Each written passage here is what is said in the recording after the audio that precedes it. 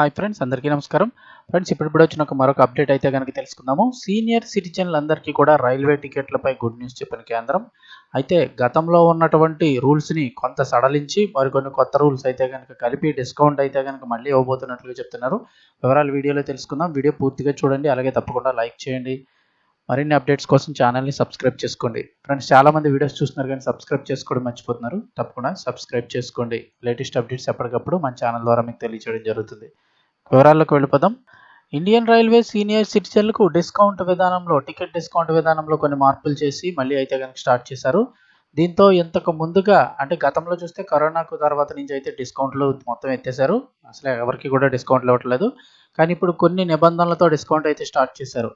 కొత్త నిబంధనలు విడుదల చేస్తూ ప్రకటన అయితే కనుక విడుదల చేయడం జరిగింది. ఇండియన్ రైల్వే సీనియర్ సిటిజన్లకు టికెట్ డిస్కౌంట్ల విధానాన్ని ఒకసారి సమీక్షించింది.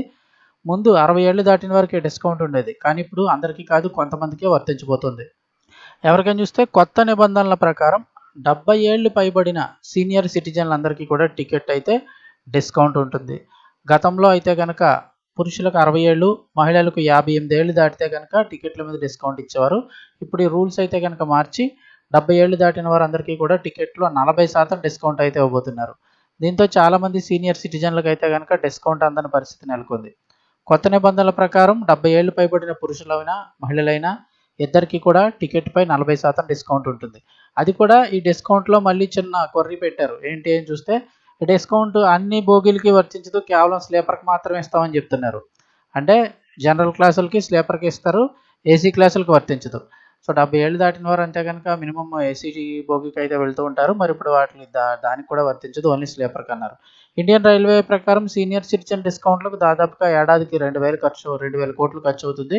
ఈ ఖర్చు తగ్గించి డబ్బును ఇతర అభివృద్ధి పనులకు వాడాలని రైల్వే భావిస్తుంది అంటున్నారు. అయితే ఈ నిర్ణయంపై చాలామంది సీనియర్ సిటిజన్ల సంఘాలు, ఇతర సంస్థలు కూడా అభ్యంతరం వ్యక్తం చేస్తున్నాయి. డిస్కౌంట్ సీనియర్ సిటిజన్లకు చాలా అవసరమని, వారి ఆర్థిక భద్రతకు దోహదపడుతుందని వారు అంటున్నారు. ప్రభుత్వ నిర్ణయం సీనియర్ సిటిజన్లకు అన్యాయమని వారు అభిప్రాయపడుతున్నారు.